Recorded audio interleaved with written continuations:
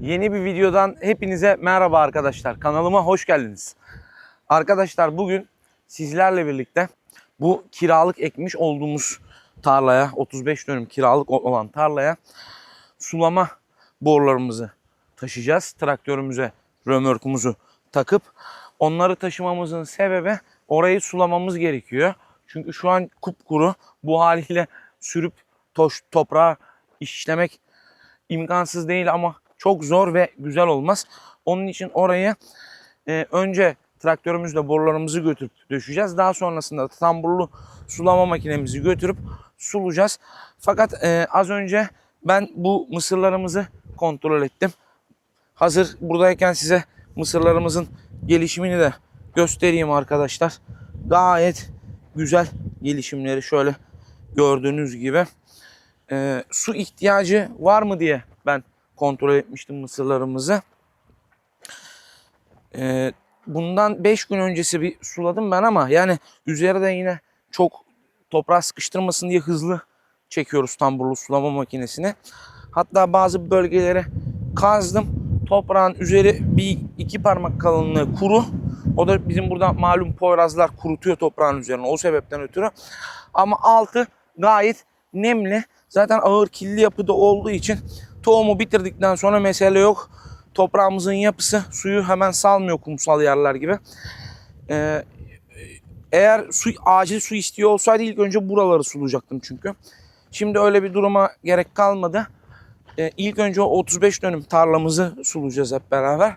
Daha sonrasında yine kendi tamburlu makinemizi bu kendi yerimize getirip kurup bu yerimizi sulamaya başlayacağız. Belki bu yer sulanırken arkadaşlar ben o 35 dönüm tarlayı gidip sürerim.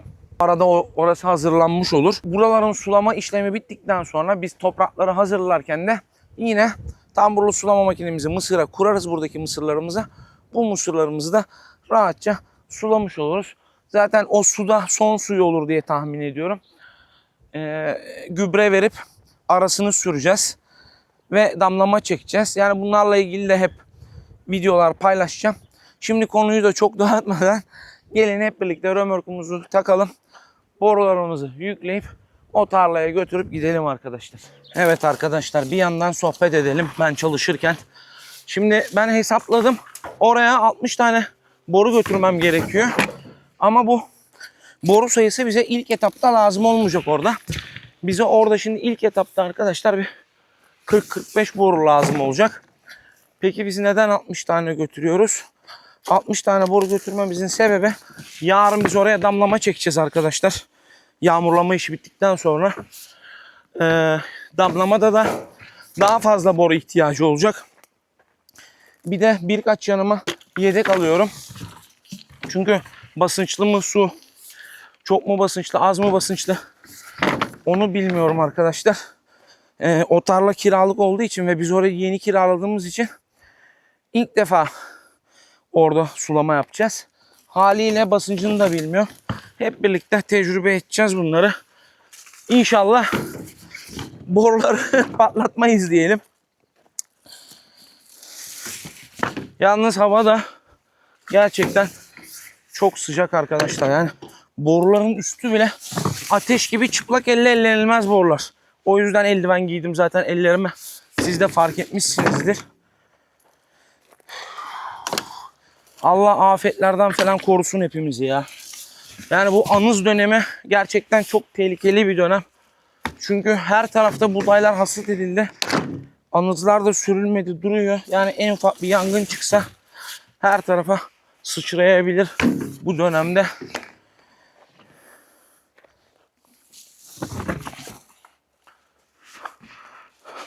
Boruların da kimi arkadaşlar? Yani kademe kademe biz bu boruları alım yaptığımız için bunların içinde 15 senelik boru da var. 5 senelik boru da var. Kimileri çatlıyor, patlıyor zamanla. Çok normal. Onun için yedek götürelim yanımızdaki. Sonra traktörle 10 sefer gel git yapmayalım. Arkadaşlar şimdi ben borularımızın hepsini römorkumuza yükledim. Gideceğimiz mesafe çok uzak değil. Yani yakın sayılır. Ama yine de bunları döke saça gitmek istemeyiz. Onun için ben garanti olsun diye şöyle bir bağlayacağım borularımızı arkadaşlar. Şöyle bağlayalım hep birlikte de garanti olsun. Bir de sonra geri dönüp boru toplamak durumunda kalmayalım yani. Şimdi şunu şuraya attık mı? Heh. Bu halatımız da aslında çok uzun. Ama işte bölmek de istemiyorum.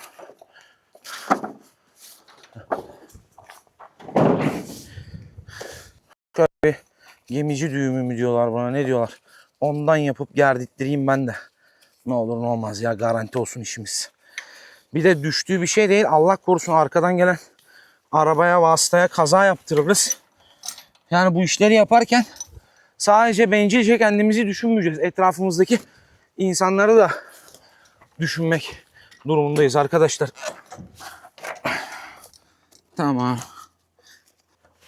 Şimdi bir de bu halatı şöyle şuradan atacağım ben. Bunu da yapmamın sebebi, bu borular ucu dışarı çıkıyor ya şimdi arkasından. Sallı oluyor. Dengesi bozulup önü kalkmasın, yani buradan düşmesin borularımız arkadaşlar. Şimdi arkadaşlar borularımızı yükledik. Yola çıktık. Yavaş yavaş kiralık tarlaya doğru ilerliyoruz. Orada da fazla oyalanmayacağız. Hemen boruları orada müsait bir yere indirip, hatta damper yapıp indirip çiftliğimize hemen geri döneceğiz. Tamburlu sulama makinemizi takacağız arkasına ve tamburlu sulama makinemizi oraya götürüp kuracağız. Tabi orada hemen tamburlu sulama makinesiyle de sulamaya başlayamayacağız arkadaşlar. Çünkü oradaki suyun basıncını bilmiyoruz. Bizim buraya göre az mı çok mu bilgim yok.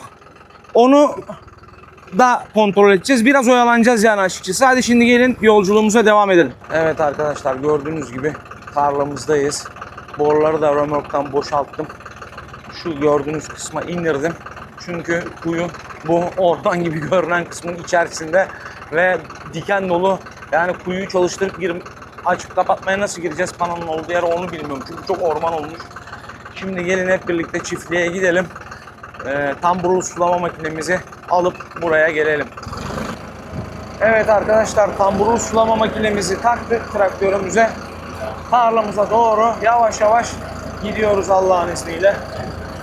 Oraya gittikten sonra kurup hemen başlayacağız sulamaları inşallah. Şimdi tarlaya geldim arkadaşlar. Traktörle tambur burada gördüğünüz gibi ayırmadım traktörden tamburu. Bu denemek amaçlı suyu. Şöyle göstereyim size. Daha doğrusu ilk önce şunu söyleyeyim. Normalde benim çiftliğimdeki kuyuda bu basınç saati 4 bara falan yaklaşıyordu. Şimdi ona göre de biz bu elimde görmüş olduğunuz memeler var. Bu tabancanın uçları var arkadaşlar. Bakın şurada. Şuradan söktüm bunu. Bu elimdeki meme, gördüğünüz meme arkadaşlar, bunlara takılıyor. Bunlar boy boy. Bu 24'lük. Buna biraz geniş geldi. Daha ileri mesafeye atması için buna şimdi çiftliğe gidip 22'liğe alıp geleceğim. Değiştireceğiz. Ondan sonra da makinemizi kuracağız. Suya başlayacağız Allah'ın izniyle. Evet arkadaşlar, ben şimdi 22'lik memeyi alıp geldim. Makinemizin ucuna taktım. Bakın su da gelmeye başladı. Şimdi basınca bakalım, bir basınç ne vaziyette. Şöyle bakalım. Yani demin 2.8 falandı. Şimdi bunu takınca bir tık 60. Yani ben ama hayal kırıklığına uğradım. Bu tarladaki su yetersiz arkadaşlar. Yani istediğimiz su bu tarlada yok yani. Basınç arttı mı biraz daha? Evet. Yani 3.5 olmasa da 3'ün bir tık üzerinde, ne yapalım? Bununla da idare edeceğiz. Bu şekilde sulayacağız arkadaşlar. Evet arkadaşlar, arkamda gördüğünüz gibi tamburlu sulama makinemizi kurduk. Ve tabancamızı sıranın başına doğru traktörümüzle götürmeye başladık. Yalnız az önce de dediğim gibi tarla 35 dönüm ve su hiç tahmin ettiğim gibi değil. Bu beni biraz açıkçası hayal kırıklığına uğrattı. Yani ben en azından bizim kendi çiftliğimdeki gibi su vardır diye düşünüyordum. Bizim çiftlikte bu dönemde 4 bar, 4.2 bar falan basınç görüyor makine. Fakat işte burada 2.8 barı gördük aynı tabancanın ucundaki aynı memeyle, 24'lük memeyle. Onun için biraz daha mesafeyi tamamlaması adına gidip 22'lik memeyi alıp geldim, taktım.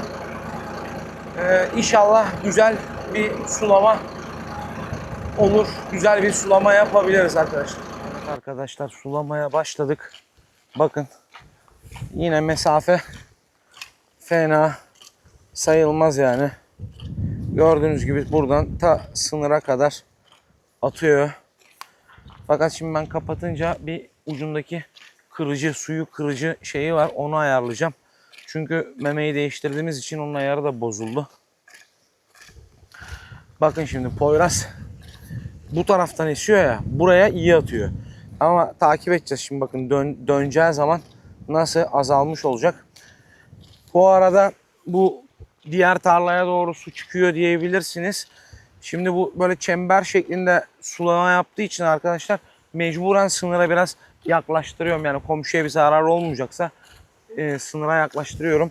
Bakın Poyraz'a doğru atım mesafesi ne kadar etkiliyor rüzgar, görebiliyor musunuz? Ama yapacak bir şey yok. Etkiliyor bu şekilde. Bura sulanacak. Şimdi ben uzunluğuna baktım buranın. Zaten buradan bakınca tamburlu sulama makinesi şurada nokta gibi tam olarak gözükmüyor bile arkadaşlar. 260 metre çekmişiz hortumu. İşte onu da saatte 16-17 metre hızla çekeceğim. Kabaca bir hesap yapacak olursak 15-16 saatte falan başa varacak. Yarın geleceğim arkadaşlar. Yine bir yana hattı taşıyacağım. Ondan sonra zaten bu tabanca böyle L şeklinde olduğu için hatlar kısalacak yüksek ihtimal. Yine yarın kaldığımız yerden ben size görseller göstermeye devam edeceğim. Görüşmek üzere. Evet arkadaşlar, yeniden merhaba. Aradan 4 gün geçti. Bu tarlamızın suyunu bitirdim ben. Hatta buranın suyu bugün değil, dün bitti. Dün tamburlu sulama makinesi bura bitince buradan alıp direkt daha önceden ekmiş olduğumuz mısıra götürdüm. Şu an hatta orada çalışıyor makinemiz. Ben de bugün Yeşe geldim buraya arkadaşlar. Sabaha karşı saat 3.30-4 gibi oradaki tamburlu sulama makinemizin yerinin değişmesi gerekiyordu. Onun yerini değiştirdim. Onun yerini değiştirdikten sonrasında hemen arkamda gördüğünüz gibi şöyle patlatmayı taktım ve buraya patlatma çekiyorum. Hatta karanlık diye ilk geldiğimde görüntü almadım, güzel görüntü olmaz diye şu kısımları şöyle göstereyim. Şu kısımları, şu sol kısmı komple sürdüm ve bitirdim arkadaşlar. Güzel bir sürüm oluyor. Bu yer bizim diğer kendi yerlerimiz gibi ağır bir toprak yapısına sahip değil. Kumlu bir toprak yapısına sahip. Onun için traktörü de pek tutmuyor arkadaşlar. Yani şu an şöyle önden de görüntüler alalım ve göstereyim. Şurada okuyabiliyor musunuz bilmiyorum. 6-6,5 kilometre falan hızla ilerliyoruz. Patlatmamız da bayağı derin bir sürüm oluyor yani. Şöyle bakın. Yani az önce de dediğim gibi en son görüşmemizden bu yana aradan tam 4 gün geçti. Çünkü bu tarla ufak bir tarla değil yani, 35 dönüm. Tamburlu sulama makinemiz hiç mola vermeden, hiç durmadan yani 24 saatte 23 saat çalıştı diyebilirim. O kalan bir saatte işte sıra değiştirme vakti oluyor. Öyle bir mecburen öyle bir vakit kaybı oluyor arkadaşlar. Patlatma neden yapıyorum? Buna gerek duymadım artık burada açıkçası. Çünkü bu çok zaman kaybı ve mısır anısını sürerkenki gibi değil burada yani. Yani şöyle gördüğünüz gibi Toprağın yüzeyinde öyle çok bir şey yok. Ayrıca buğdayın kökü de mısır kökü gibi çok yoğun olmadığı için alt üst etmeye gerek duymadım toprağa. O yüzden böyle yapıyorum. Hatta bizim bölgede kimi arkadaşlarımız hiç patlatma da çekmeden direkt buğday anasına perdaneli radyatör çekip de ekleyebiliyorlar. Ama ben yine de bir patlatma çekip toprağı kapatmak istedim. Bundan sonraki süreçte arkadaşlar hemen uyarı, bu iş bitti mi? Belki bugün, yani emin değilim ama çok da çünkü yorgunum.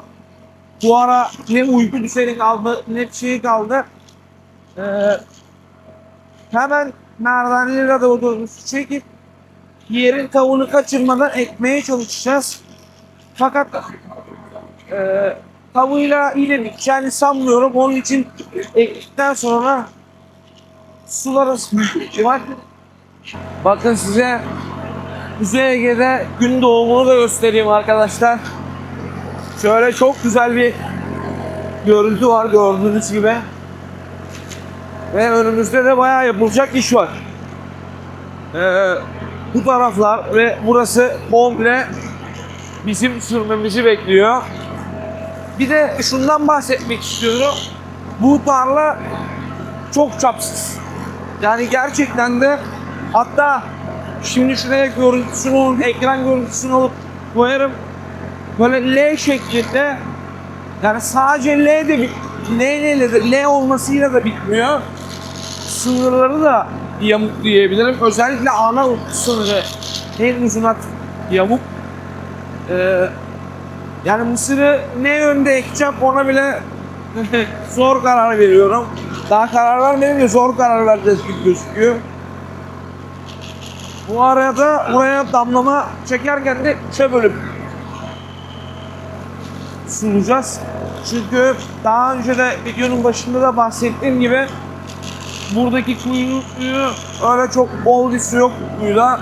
Yokmuş yani, biz de bu sene yeni kiraladığımız için yeni öğrendik bunu. Yani 2'ye bölsem bu su asla yetmez. O yüzden 3'e bölüp sunacağım. Ve hatta bulabilirsem basınç yapsın diye daha ufak delikli damlamalardan kullanacağım. O ufak delik derken de şöyle oluyor arkadaşlar. Mesela saatte 1.6 litre damlatan var. En ufak olarak bizim bölgede kullanılan. Bir de saatte işte 2.4, 2.6, 2.8 gibi. O yüzden arkadaşlar 1.6 litre damlatan damlama bulabilirsem onu kullanmayı tercih edeceğim. Yani buradaki kuyunun da aslında suyu az diyorum ben size ama belki onu yanlış söylüyorum. Çünkü bilmiyorum yani, hani bizim kendi dalgıcımız 15 beygir gücünde. Buradaki kuyuda belki su boldur ama dalgıcın gücü de az olabilir yani. Onunla ilgili bir bilgim yok maalesef. Şimdi saatimiz 6.30 oldu sabah. Traktörün mazotu bitmek üzere. Ben bir mazot alacağım yarım saat sonra falan gidip. Sonrasında da gider bir kendim kahvaltı yaparım arkadaşlar. Sonra yine kaldığımız yerden sürüme devam edeceğiz.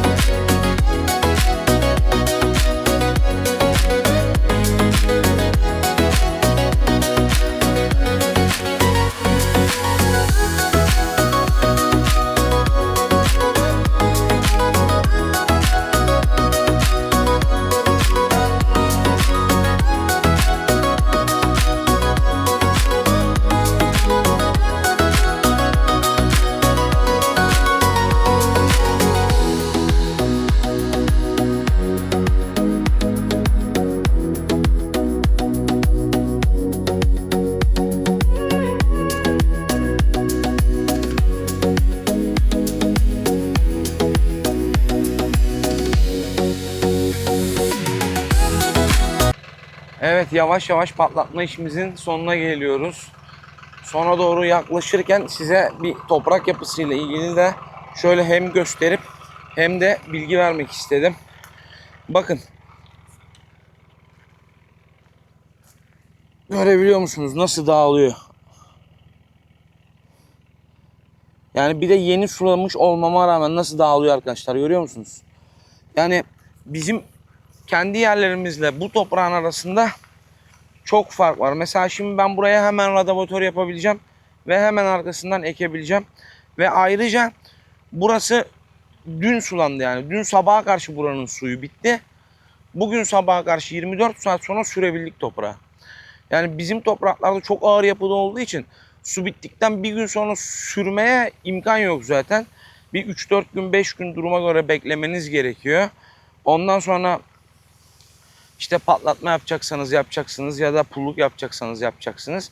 Tabii o işlemden sonra da ama yine bitmiyor. Hemen radavatörü yapamıyorsunuz. Yine biraz bir gün falan beklemeniz gerekiyor. Çok ağır yapıda olduğu için havalanması gerekiyor.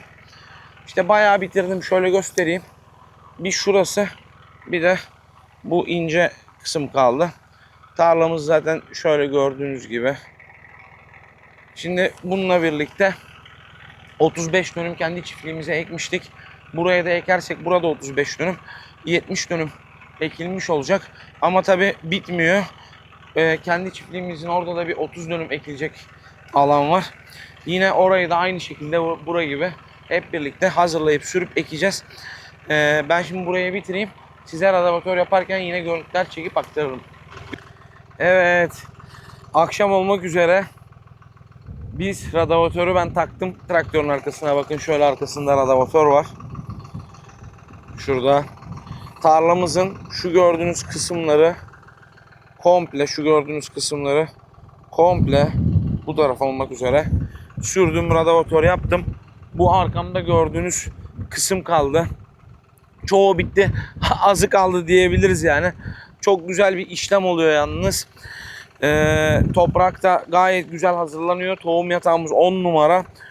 Fakat çok şiddetli bir rüzgar var arkadaşlar.